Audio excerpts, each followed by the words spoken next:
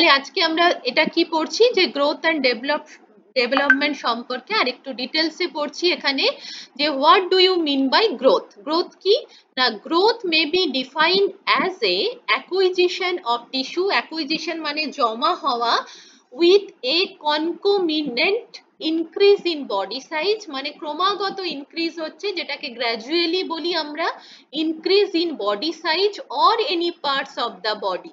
এইটুকু লাইন লিখলেই what do you mean by growth হয়ে গেল। এবার এখানে লিখবে it includes increase in body sell number, যাকে বলে hyperplasia, and cell size hypertrophy.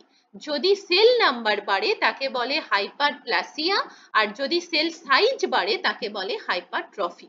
হলো। এবার ডেভেলপমেন্ট কাকে বলে না, ডেভেলপমেন্ট মানে হলো আমাদের বুদ্ধি, আমাদের যে সমস্ত কিছুর বাংলায় কি বলবো, ডেভেলপমেন্ট মানে হলো বিকাশ, মানে কতটা আমরা ম্যাচুরিটির দিকে এগোচ্ছি, ঠিক আছে, কতটা আমাদের ম্যাচুরেশন হচ্ছে, তো সেইটাই হলো development. Development refers to change the bodies capacity to function both physically and intellectually through increased tissue and organ complexity. তাহলে ডেভেলপমেন্ট বলতে কি বোঝায় না, development refers to change bodies capacity. Bodies capacity কি না, একটা হলো ফিজিক্যালি আর একটা হলো ইন্টারঅ্যাকচুয়ালি মানে বুদ্ধির বিকাশ, through increase tissue and organ complexity. Development signifies accomplishment of mental, emotional and social abilities. তাহলে ডেভেলপমেন্ট কি কি সিগনিফাইজ করে না, accomplishment of mental, emotional and social abilities। হয়ে গেল, ক্লিয়ার? এবার বলেছে যে which factor are affecting growth and development। না, গ্রোথ অ্যান্ড ডেভেলপমেন্ট একে অপরের পরিপূরক, ঠিক আছে, একজন অপরজনের ছাড়া চলতে পারে না। যে growth and development are also closely interrelated, that it is virtually not possible to separate one from the other. একজন অপরজনকে ছাড়া চলতে পারে না, একজন অপরজনের পরিপূরক। তাহলে এবার আমরা দেখব গ্রোথ অ্যান্ড ডেভেলপমেন্টে পিছনে কোন কোন ফ্যাক্টর এফেক্ট করছে। এই যে ছোট্ট সূর্যের মতো ছবিটা দেখতে পাচ্ছিস, এই যে চারিদিকে রে বেরোচ্ছে, প্রত্যেকটা রে এক একটা ফ্যাক্টরস। এগুলো আর বলার কিছু নেই তোদেরকে, এক একজন এক একটা করে এই ডেসক্রিপশনটা অপর্ণা পড়তো, ছবির ডায়াগ্রামের প্রত্যেকটা পয়েন্ট পড়।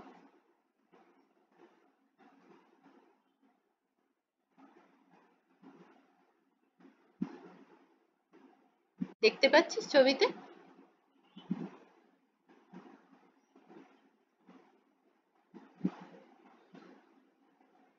অপর্ণা শুনতে পাচ্ছিস?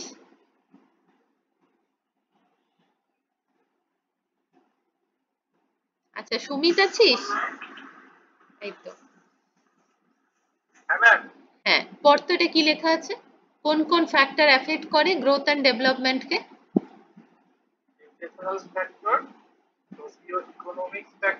দাঁড়া, তুই একটা করে ফ্যাক্টর বলবি আর আমি একটা করে ডেসক্রিপশন দেবো। ফার্স্ট কি বলেছিস? ফার্স্ট জেনেটিক ফ্যাক্টর থেকে শুরু কর। জেনেটিক ফ্যাক্টর, হ্যাঁ। তো জেনেটিক ফ্যাক্টর বেসিক্যালি কি করে না, আমরা জানি যে যেসব মানুষের ক্ষেত্রে জেনেটিক্যালি ম্যালনিউট্রিশন হওয়ার চান্স থাকে, যাদের বাবা মা রোগা বা যাদের বাবা মায়ের মধ্যে ক্রনিক কোনো ইলনেস আছে, সেই সন্তানের মধ্যেও সেটা কিন্তু দেখা দেবে। তাহলে কি হবে, যতই আমি তাকে ভালো মন্দ খাওয়াই না কেন, তার জেনেটিক ট্রেন্ড কাজ করছে এবং সেটা কি হচ্ছে, তার বডিতে সেই এফেক্টটা দিচ্ছে। ঠিক যে লাইনটা আমি এখানে আন্ডারলাইন করে রেখেছি ওইটুকু কথাই লিখবি। Genetic factor may influence body height and weight and metabolism। এইটুকু লিখলেই ঘটনা মিটে গেল। নেক্সট পয়েন্ট বল।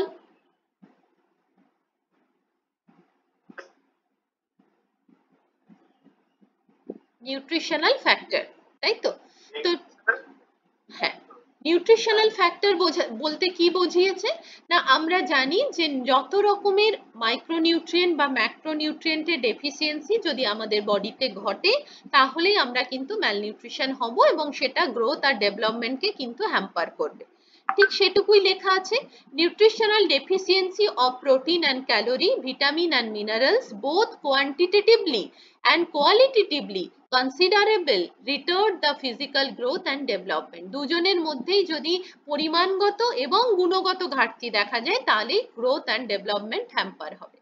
দেন পরের point, socio economic and cultural factors. আমরা জানি যে the major social factor affecting growth and culture, age, family, gender, socio-economic status. এটার এক্সাম্পল কি, যে আমরা জানি যার বাড়িতে বাবা মায়ের রোজগার নেই তাদের বাড়িতে বাচ্চারা খাবে কোথায়, এরকম অনেক আমরা ইরানি যেসব বাচ্চা থাকে না যাদেরকে ভ্যাগাবন্ড বলে, ইরানি যেগুলো ঘুরে বেড়ায় রাস্তার এদিক ওদিক ঘুরে বেড়ায়, তারপর রেল লাইনের ধারে থাকে উদ্বাস্তু যাদেরকে বলে, তাদের চেহারা দেখেই তুই বুঝতে পারবি they are also suffer from the malnutrition. And because কি না তারা যতটা পরিমাণ তাদেরকে পুষ্টির দরকার তারা কোনোটাই পাচ্ছে না, না স্নান করে পরিষ্কার জলে, না ভালো জল খায়, না কোনো খাবার খায়। তাহলে আমরা জানি socio economic factor are also influence the growth and development and obviously the cultural factors. অনেক বাড়িতে আছে যে প্রেগনেন্সি পিরিয়ডে মাকে কোনো প্রোটিন খাবার খেতে দেয় না।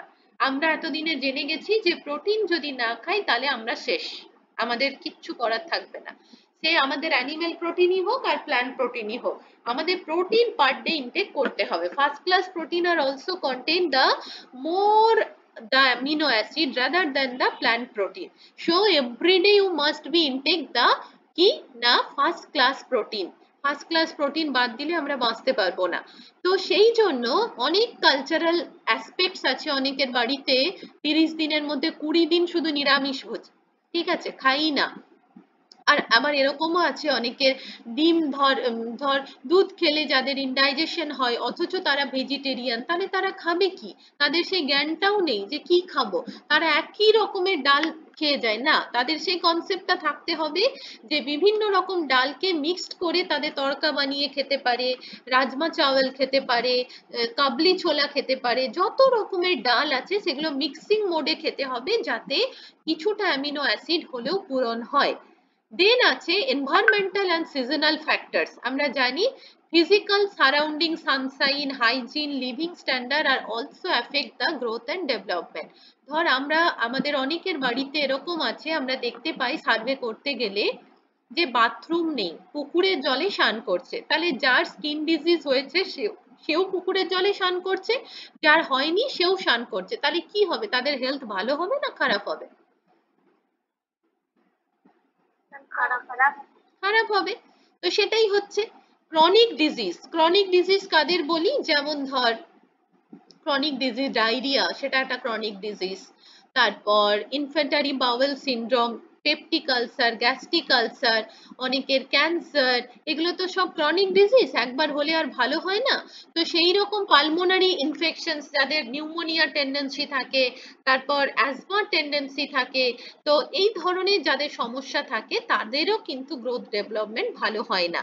তাহলে ক্রনিক ডিজিজ কমনলি ইম্পেয়ার মানে কি, দুর্বল করে দেওয়া মানে নষ্ট করে দেওয়া, impair growth rate to varying degrees. এবার ক্রনিক ডিগ্রির বিভিন্ন রকম ভ্যারিড আছে, তোরা জানিস বিভিন্ন রকম ডিগ্রিতে ভাগ থাকে, গ্রেড 1, গ্রেড 2, গ্রেড 3, সেই কোন কন্ডিশনে আছে তার উপর ডিপেন্ড করে। আচ্ছা, সেই ক্রনিক ডিজিজ গুলো কি না, হার্ট ডিজিজ হতে পারে, চেস্ট হতে পারে, কিডনি হতে পারে, লিভার হতে পারে, ডাইজেস্টিভ সিস্টেম, মেটাবলিক ডিসঅর্ডারস, এতগুলো কারণ কিন্তু are related to the chronic disease. Clear? প্রত্যেকটার একটা করে এক্সাম্পল লিখবি। দেন আসছে মেটাবলিক, আচ্ছা sorry, mental imbalance. Mental imbalance বলতে কি বোঝাচ্ছে না, এটাই বোঝাচ্ছে যদি আমরা মানসিকভাবে ভালো না থাকি, আমরা যতই ভালো মন্দ খাই না কেন আমাদের শরীর স্বাস্থ্য কোনোটাই ভালো হবে না। So certain hormone disorders May influence growth and development. Basically আমরা পড়েছিলাম hypothyroidism and hyperthyroidism that are also influence the hamper of the growth and development.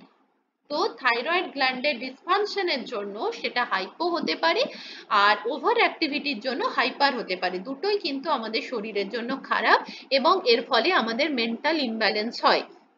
এবার আছে গ্রোথ পোটেনশিয়ালিটি। গ্রোথ পোটেনশিয়াল মানে কি না, আমরা জানি যে বয়সে যতটা গ্রোথ হওয়ার দরকার সেটা আমরা মেজার করতে পারি, ঠিক আছে? সেইটা যদি কারুর না হয় তখন বুঝতে হবে তার কোনো না কোনো সমস্যা তার মধ্যে আছে। তো smaller the child at birth, the smaller he is likely to be in the subsequent years. যদি একটা বাচ্চা কম ওজন নিয়ে জন্মায় তার গ্রোথ রেটটাও আস্তে আস্তে অল্পই থাকবে, যদি সে প্রপার ওয়েট নিয়ে জন্মায় তার গ্রোথ রেটটা একরকম থাকবে। আচ্ছা, দেন আসছে প্রিনেটাল অ্যান্ড ইন্টাইউটেরাইন স্ট্যাটাস। এর ফুল ফর্ম হলো, তোরা জানিস, ইন্টাইউটেরাইন গ্রোথ রিটার্ডেশন, যাকে IUGR বলা হয়ে থাকে। মায়ের পেটে যখন বাচ্চা থাকে তখন যদি সে পর্যাপ্ত পুষ্টি না পায় তার গ্রোথ ডেভেলপমেন্ট ভালো হবে না। তো বেসিক্যালি সে যখন বাইরে বেরিয়ে আসবে তার ইনফেকশনের চান্স অনেক বেশি থাকবে এবং গ্রোথ হ্যাম্পার করবে। ইমোশনাল ফ্যাক্টরস, আমরা জানি যে emotional factor are also influence the growth and development, তাই না? তো emotional trauma from unstable family, insecurity, sibling jealousy, rivalry, loss of parents, inadequate schooling, all of factors are the affect the negative influence of the growth and development. এই সমস্ত কারণ কিন্তু কি হয়, growth and ডেভেলপমেন্টের ওপর একটা প্রভাব বিস্তার করে। এবার আছে hormonal and growth factors. Hormones, আমরা জানি কিছু কিছু হরমোন আমরা এই পড়ে আসলাম সেদিনকেই, যে growth STH, somatotrophic hormone, adrenaline hormone, pancreatic hormone. এই প্রত্যেকটা হরমোনই কিন্তু কোথাও না কোথাও গিয়ে আমাদের গ্রোথকে ইনফ্লুয়েন্স করছে, কারণ those all hormone are the key actively correlate the metabolic function, তাই না? তো আমরা যে খাবারটা খাচ্ছি সেটা যদি মেটাবলিজম ঠিকঠাক না হয় তাহলে আমরা নিউট্রিয়েন্ট পাবো না, আর যদি নিউট্রিয়েন্ট না পাই আমাদের গ্রোথ ডেভেলপমেন্ট হবে না। দেন আসছে নিউরাল কন্ট্রোল। নিউরাল কন্ট্রোল মানে কি, যে নিউরাল কন্ট্রোল মানে হলো ইট has bin proposed that within the brain, brain food, একটা কথা তোরা খুব শুনে থাকবি আজকালকার দিনে, সার্চ করলেও দেখতে পাবি, যে আমরা যদি মস্তিষ্কে ঠিকঠাক মতো খাবার না দিই, গুড প্রোটিন না পাঠাই, অ্যামিনো অ্যাসিড না দিই, তাহলে কিন্তু আমাদের নিউরাল ডিজেনারেটিভ ডিসঅর্ডার্স ঘটে যাবে, যার ফলে প্রেগন্যান্সি মাকে প্রপার প্রোটিন খেতে হয়। এবং আমরা জানি প্রেগন্যান্সি কন্ডিশনে প্রায় ডবলের কাছাকাছি প্রোটিনও অনেক সময় লেগে যায়। তো it has been propose that within the brain there is a central growth center that is responsible for the regulating growth, তাই না? তো আমাদের যে হাইপোথ্যালামাস আছে, সেই হাইপোথ্যালামাসে বেসিক্যালি কি হয়, যে আমাদের যদি আমরা সেটা কন্ট্রোল করতে না পারি তাহলে নিউরাল ডিজেনারেটিভ দেখা দেবে এবং সেখান থেকে আমাদের গ্রোথ এবং গ্রোথটা হ্যাম্পার হবে। গ্রোথ যদি হ্যাম্পার হয় তাহলে ডেভেলপমেন্টও হ্যাম্পার হবে। বৌদ্ধিক বিকাশ, ইন্টেলিজেন্সি পড়লাম, intelligence are direct interlink to the neural control. Okay, এবার আসছে growth and development from infancy to childhood to adulthood. কোন কোন বয়সে গ্রোথ কেমন হচ্ছে, এটা গল্পের মতো একটু পড়বি, আমি আন্ডারলাইন করে রেখেছি, এটা আমি ডিটেলস বলছি না, হ্যাঁ, কিচ্ছু নেই এগুলোর মধ্যে। ইনফ্যান্সি কোন বয়সকে বলে, এই জিরোটা কখনো লিখবি না, জিরো ইজ ইনভ্যালিড, সবসময় বার্থ হবে। টোডলার 1 থেকে 3 বছর, প্রি স্কুল 3 থেকে 6, স্কুল এজ 6 থেকে 12, আবার অ্যাডোলেসেন্ট 12 থেকে 18, ঠিক আছে? এই বয়সগুলোকে ওপর ডিপেন্ড করে কোন বয়সে কতটা গ্রোথ হচ্ছে। এখানে যে কথাগুলো আমি একটু বলবো সেগুলো একটু মনে রাখ। সেটা হলো ক্যাচ আপ গ্রোথ, খুব খুব important terminology. What do you mean by catch up growth? Catch up growth বলতে কি বোঝায়? শুনে মনে হচ্ছে যেন গ্রোথটাকে আমরা খপ করে গিয়ে ধরে নিচ্ছি, ক্যাচ করে নিচ্ছি, না, একদমই না। ক্যাচ আপ গ্রোথ কি না, ক্যাচ আপ গ্রোথ হলো যখন একটা বাচ্চার বয়সের সাথে সাথে তার গ্রোথটা ঠিকঠাক মতো হয় না, তখন তাকে বলা হয় ক্যাচ আপ গ্রোথ। তা however may infant both at or below 10th percentile, যখন সে ম্যালনিউট্রিশনে ভোগে, যখন তার প্রপার গ্রোথ হচ্ছে না, সেই কন্ডিশনটাকে বলা হয় ক্যাচ আপ গ্রোথ। তাহলে 10 percentile for length may not be reached their generally appropriate growth channel until 1 year of age। 1 বছর বয়সে গিয়েও যখন তাদের প্রপার ওজন এবং দৈর্ঘ্য মানে হাইট এবং ওয়েট ঠিকঠাক মতো হচ্ছে না, তখন তাকে বলা হয় ক্যাচ আপ গ্রোথ। ক্লিয়ার? এটা একটা ইম্পর্টেন্ট। দেন আছে, হ্যাঁ, What do you mean by extrusion reflux? Extrusion reflux মনে আছে আমরা পড়েছিলাম ইনফ্যান্সি পড়তে গিয়ে?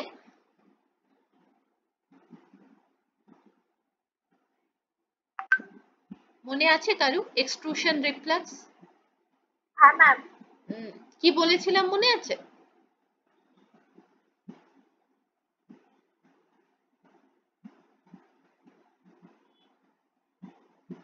এক্সট্রুশন রিফ্লাক্স হলো বেসিক্যালি দেখা যায় প্রি স্কুল চিলড্রেনদের মধ্যে।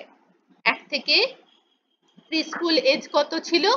প্রি স্কুল এজ কত ছিল আমাদের? 3 থেকে 6। 3 থেকে 6 আর টোডলার হলো 1 থেকে 3। তো এই এক্সক্লুশন ফ্যাক্টরটা বেসিক্যালি টোডলারদেরও দেখা যায়, আবার প্রি স্কুল যাদের থাকে বয়স থাকে এই বয়সটাতেও দেখা যায়।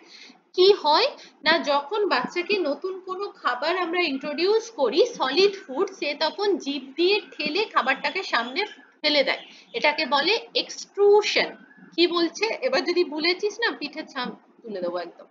এক্সট্রুশন কাকে বলে না, এক্সট্রুশন হলো যখন আমরা সলিড খাবার বাচ্চাকে ইন্ট্রোডিউস করাই এবং তখন সে খাবারটা খেতে চায় না, মানে ভেতরে নেবে না, সে জিভ দিয়ে ঠেলে খাবারটাকে বাইরে বের করে দেবে। অনেক বাচ্চাকে তোরা ফলো করবি যে কিছুতেই খাবার গিলে খেতে চায় না, চিবোতে চায় না। ঠিক এটা তার একটা কি না সহজাত একটা ধর্ম। এই প্রবণতাটা থাকে বলেই বাচ্চাকে নতুন ফুড ইন্ট্রোডিউস করা খুব ডিফিকাল্ট। এইটা কোন বয়সে দেখা দেয় না, টোডলার আর প্রি স্কুল যারা থাকে তাদের ক্ষেত্রে দেখা দেয়। ঠিক আছে, দেন আছে এগুলো একটু রিডিং পড়বি প্রত্যেকে, এগুলো পড়ানোর কিচ্ছু নেই, কোন বয়সে কি ঘটনা ঘটে সেটাই গল্প লেখা আছে।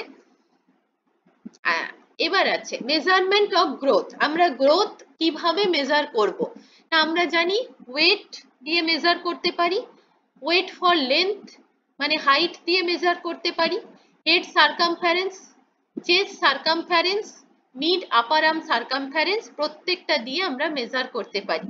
এখানে তোমাদের কি লিখতে হবে, এটা কিচ্ছু পরীক্ষায় এরকম কোশ্চেন পড়ে না, শুধুমাত্র একটা জিনিস খেয়াল রাখবে যে যদি 12.5 সেন্টিমিটারের নিচে কারু মুকা এমইউএসি বা এমএসি মিড আর্ম সার্কামফারেন্স, এটা নতুন নামকরণ এমএসি যায়, এমএসি মানে এমইউএসির আরেকটা অল্টারনেটিভ নেম হলো এমএসি ম্যাক। ঠিক আছে, ম্যাকের লিপস্টিক কাজল এসব করি সেগুলো নয়, এখানে ম্যাক হলো মিড আর্ম সার্কামফারেন্স, আর ইউটা এখানে বাদ দেওয়া হয়েছে। তো যদি 12.5 সেন্টিমিটার থাকে সেটা ইন্ডিকেট করে সিভিয়ার পেন, 12.5 থেকে 13.5 হলে মডারেট, আর 13.5-এর ওপরে যদি থাকে সেটা হলো নর্মাল। বোঝা গেছে? এই ইয়েগুলো মানে কি বলে এই রেশিও গুলো, এইগুলোকে তোদেরকে ভালো করে মনে রাখতে হবে। ঠিক আছে, এই ডিজিট গুলো ভুলবি না। আচ্ছা, দেন আসছে what do you mean by growth chart, আমরা আগের সময় একটুখানি বললাম। তো এখানে একটা টার্মিনোলজি নতুন আছে যেটাকে বলে road to health chart. What do you mean by road to health chart? এটা RTHC এর short form, RTHC, road to health chart. এটার মানে কি না, এটার মানে হলো এটাই যে road to health chart is the visual একটা টুল, যে টুলের মাধ্যমে বাচ্চার প্রতিনিয়ত রুটিন চেকআপ যেমন হয়, রুটিন মনিটরিং করা হয়, তার গ্রোথ এবং ডেভেলপমেন্ট, না ডেভেলপমেন্ট নয়, হ্যাঁ গ্রোথটা ঠিকঠাক হচ্ছে কিনা। ঠিক আছে, তো সেইটাই বেসিক্যালি দেখা হয়। এবার এই যে দুটো চার্ট দেখছিস, তোদের গ্রোথ চার্ট প্লটিং আছে, আইসিডিএস সেন্টার থেকে নেওয়া এই দুটো চার্ট আমাদের রাখা আছে, আমরা স্টুডেন্টদের প্রোভাইড করব, তোমাদের এগুলো কালার জেরক্স করে নিতে হবে, দিয়ে সেগুলোকে প্লটিং করতে হবে। দেখ এখানে 4টে কালার আছে, এটা হলো হোয়াইট, এটা হলো গ্রিন, এটা ইয়েলো, এটা রেড। ঠিক আছে, তো এই 4টের ইন্ডিকেশন আমরা বলে দিলাম। এইভাবে এই চার্টটাকে এক থেকে একদম জন্ম থেকে শুরু করে এটা 5 বছর 6 বছর পর্যন্ত এই চার্টটাতে মার্কিং করা আছে। এই যে ঘরটা, এই ঘরটা দেখতে পাচ্ছিস, এই একটা ঘরে 3বার ওয়েট করতে হয়, একবার জন্মের ওয়েট আর একবার 3 সপ্তাহের 3টে ওয়েট, তাহলে 4 সপ্তাহে 1 মাস এই একটা ঘরে ফার্স্ট ঘরটাতে 4টে ওয়েট লিখতে হয়। ঠিক আছে, তারপর 1 মাস 2 মাস 3 মাস 4 মাস করে একদম এটা 6 বছর পর্যন্ত করা আছে। যেমন টিচার তোমাদের প্লটিং মান দেবে, সেই অনুযায়ী তোমাদের প্লটিং করতে হবে। ঠিক আছে, এই গেল গল্প।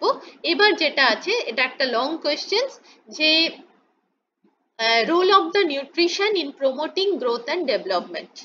কিভাবে নিউট্রিশন আমাদের গ্রোথ এবং ডেভেলপমেন্টে হেল্প করছে, এটা আমি একটু শুনবো। কে বলবে? হাত রাইজ করো।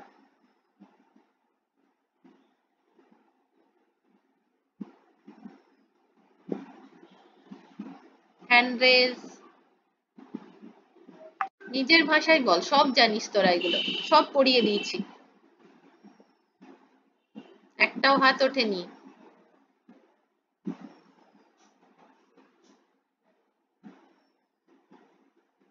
কিচ্ছু নেই এগুলোর মধ্যে, বল। কে বলবে? এই তো প্রমিতা। আচ্ছা বল, শুরু কর। এই যে role of nutrition in promoting growth and development.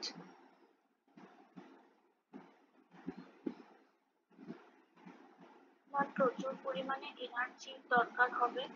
এনার্জির দরকার হয় এবং ম্যাক্রোনিউট্রিয়েন্টস বা মাইক্রোনিউট্রিয়েন্টস বিভিন্ন ধরনের সেগুলো ঠিকঠাক করে খেতে হবে। এক্সারসাইজ,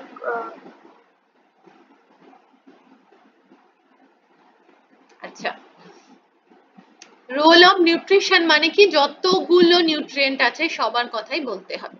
ফার্স্টে কি বলবো, যে in order for growth and development, এটার জন্য আমাদের লটস অফ নিউট্রিয়েন্ট আর হেল্প, তাই না? লটস অফ নিউট্রিয়েন্ট আর হেল্প দেয়, মানে সবাই কিন্তু একসাথে মিলেই সাহায্য করছে। কি করছে দেখা যাক কি করছে না, যে যে কালার গুলো মার্ক করেছি এগুলোকে নোট করবি না। In addition to sufficient energy, adequate supplies of micronutrient and macronutrient are needed to promote optimal growth and development, তাই না? As for example, protein is an essential uh, nutrient in our body because it's made up of the tissue, is made up of the body building food, তাই না? এটা তো body building food। তো এদের basically কেন দরকার না, আমাদের বডিতে অনেক রকমের কি আছে, long chain poly unsaturated omega 3 fatty অ্যাসিডের প্রয়োজনীয়তা পড়ে বুদ্ধির বিকাশের ক্ষেত্রে, বডির অনেক মেকানিজম চালানোর ক্ষেত্রে। তো তারা কি করে, which are important for neural development. বললাম বৌদ্ধিক বিকাশের ক্ষেত্রে আমরা এসেন্সিয়াল অ্যামিনো অ্যাসিডের চাহিদা জানি, ওমেগা 3 এবং omega 6। Nutritional status strongly affect hormonal status, এটার উপরে নিউট্রিশনাল স্ট্যাটাস ডিপেন্ড করে। সেই হরমোনও কিন্তু মেড আপ অফ দ্য কি, পলিপেপটাইড, তাই না? ম্যাক্সিমামই তো তারা পলিপেপটাইড। এবার দেখো কি বলেছে, এটা তো গল্প পড়বে, কিচ্ছু লেখা নেই। এবার প্রত্যেকটা ধরে ধরে 2 লাইন করে লিখতে হবে, যে iodine, zinc, iron, vitamin A, riboflavin, vitamin C, vitamin D can case of children and calcium and folic acid for adolescents। এদের প্রত্যেকের রোল আমাদের বডিতে গ্রোথ এবং ডেভেলপমেন্টে কি হচ্ছে সেটা 1 লাইন 2 লাইন করে লিখতে হবে, যদি পরীক্ষায় এই ধরনের কোয়েশ্চেন্স পড়ে, যে write the role of nutrition in promoting growth and development. ঠিক যেটুকু জায়গা আন্ডারলাইন করে রেখেছি সেগুলোই লিখবি। তাহলে আয়োডিন বেসিক্যালি কি করে না, আমরা জানি iodine deficiency at different stage of life, বিভিন্ন স্টেজে আয়োডিনের ডেফিসিয়েন্সি হয়, যার ফলে কি হয়, আমাদের এই যে হাইপোথাইরয়েডিজম বা হাইপোথাইরয়েডিজম হয়, এর ক্ষেত্রে ক্যালসিয়াম মেটাবলিজম হ্যাম্পার ঘটে, বৌদ্ধিক বিকাশের হ্যাম্পার ঘটে, ক্রেটিনিজম হয়, গলগণ্ড হয়, এই ধরনের সমস্যা হতে পারে। আর basically adequate iodine intake during this times are therefore essential for mental and cognitive growth and development. হলো। Then vitamin A, the severe deficiency of vitamin A commonly associated with impaired vision, চোখে দেখতে পাই না, retarded growth and development, poor bone health, compromised immune functioning and complication with reproductive health and outcome। মানে যতগুলো vitamin minerals তোরা পড়ে এসেছিলি second সেমিস্টারে, তাদের যেগুলো ডেফিসিয়েন্সি আর ফাংশন ছিল সেগুলো এখানে লিখতে হবে। Zinc has crucial important role, কারণ জিঙ্ক কি করে, এনজাইম রিঅ্যাকশনসে হেল্প করে এবং zinc deficiency has been associated with disturbance of gene expressions, protein synthesis, immunity, skeletal growth and maturations, are gonadal development, pregnancy outcome, behavior, skin integrity, eyesight, appetite, taste, perception, এগুলো কিন্তু জিঙ্কের ডেফিসিয়েন্সির ফলে হয়ে থাকে।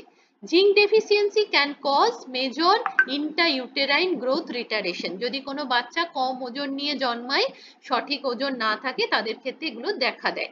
ঠিক আছে, আচ্ছা দেন আসছে আয়রন। আয়রন আমরা জানি এটা কতটা important. Iron basically iron deficiency is a major micronutrient deficiency is industrialized countries.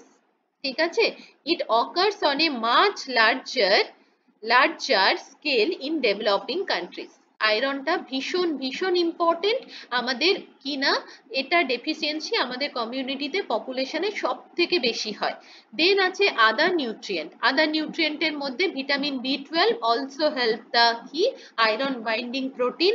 আমরা জানি মেগালোব্লাস্টিক অ্যানিমিয়া, পার্নিসিয়াস অ্যানিমিয়া, এগুলোতে কিন্তু কি হয় ভিটামিন B12, ভিটামিন সি কিন্তু খুব হেল্প করে। আর phytochemicals, these are the very important term. What do you mean by phytochemicals? Now phytochemicals are a one kind of the কি না এরা হলো এমন এক ধরনের নিউট্রিয়েন্ট যারা খানিকটা অ্যান্টিঅক্সিডেন্টের মতো কাজ করে। তাহলে certain phytochemicals such as isoflavonoids, genistein and daidzein found in legumes, especially soy product, may also help to inhibit tumor formation. এই যে ক্যান্সার সেল কেন হয় আমাদের বডিতে, বেশি ফ্রি রেডিক্যালস তৈরি হলেই কি হবে, সেলগুলো ট্রিগারিং হবে, সেখান থেকে টিউমার সেল তৈরি হবে এবং সেই টিউমারটা আস্তে আস্তে কি হবে, ম্যালিগন্যান্ট হয়ে যাবে। তো এই টিউমার ফরমেশন হতে বাধা দেয়, ইনহিবিট করে কারা না ফাইটোকেমিক্যালস। এই জন্য বেশি ফ্রুটস ভেজিটেবলস এদের মধ্যে ফাইটোকেমিক্যালস বেশি থাকে, এগুলো খেতে বলে। By regulating cell cycling progression, ঠিক আছে, by promoting cell differentiation and apoptosis, apoptosis মানে সেলের মৃত্যুর হার, cell death, formation of new vasculature is required for a cancer to grow metastasis. এত কথা লিখতে হবে না, তোমরা শুধু লিখবে phytochemicals such as isoflavonoids, isoflavins, genisteins that are found in soy product and the legumes that may help inhibit tumor formation by regulating cell cycle progression. ব্যাস হয়ে গেল। আরেকটুখানি যোগ করতে পারিস, by promoting cell differentiation and apoptosis. আচ্ছা, phytochemicals বোঝা গেছে, এটাও একটা কিন্তু শর্ট কোশ্চেনের মধ্যে ইম্পর্টেন্ট কোশ্চেন, যে what do you mean by phytochemicals. Nutraceuticals, আমরা যদিও এই টার্মিনোলজি গুলো আবার পড়বো আমাদের ফুড সাস্টেনেবল যে চ্যাপ্টারটা আছে সেইখানে, কিন্তু এখানে একটুখানি শুনে রাখ। এবার বল এখান থেকে কিছু বলার থাকলে। এর কোয়েশ্চেন তো আমি দিয়ে দিয়েছি, সবাই পেয়ে গেছিস অলরেডি।